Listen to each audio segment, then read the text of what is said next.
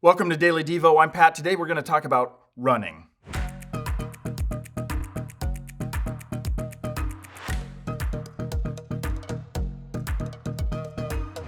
So this week we jumped into this incredible story of a guy named Jonah. The last few days we've seen it's a story of a guy who's running. The problem is he's not running in the right direction. He's running from God.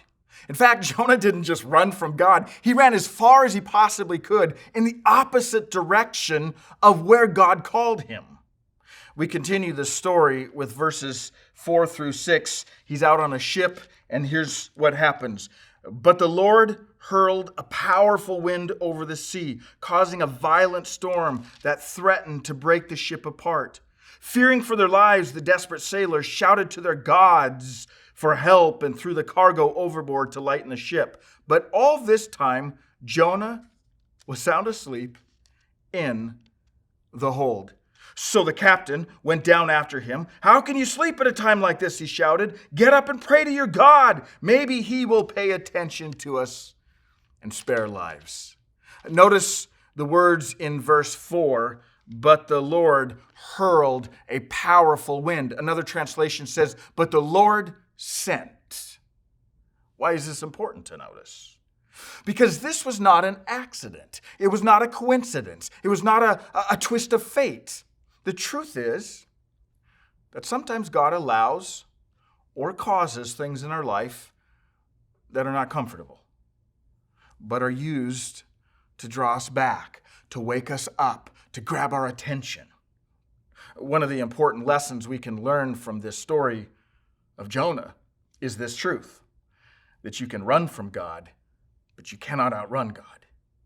Let me say that again. You can run from God, but you cannot outrun God. We've all run from God in some fashion, and running looks different. It can be the person who just doesn't want to believe. It can be the person who's saying, for this time in my life, I don't want to follow this book, the things that God says. And so you're going to run until maybe you get married, or you're going to run until you get a little bit older and sow some wild oats, if you will. Or you're going to run until you have kids. For some, this running may be, I'm going to run until after this weekend, because I know the plans I'm making for this weekend aren't going to fall under God's blessing.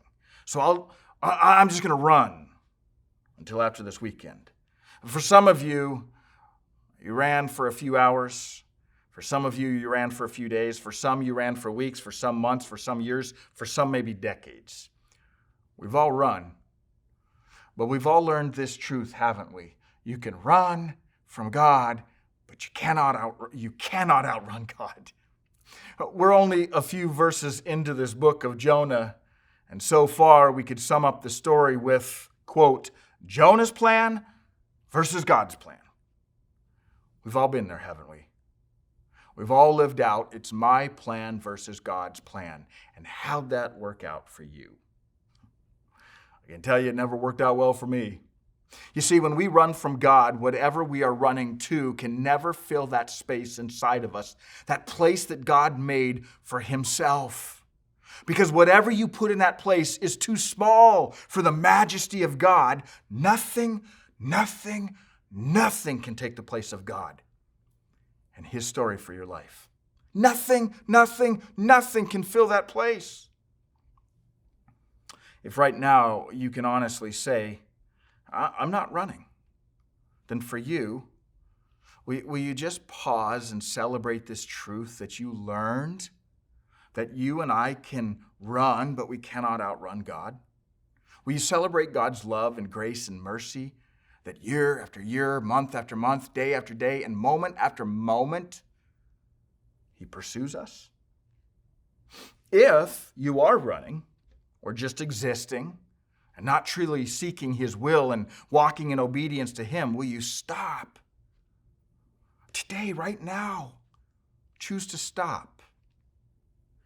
We can run from God, but we cannot outrun God.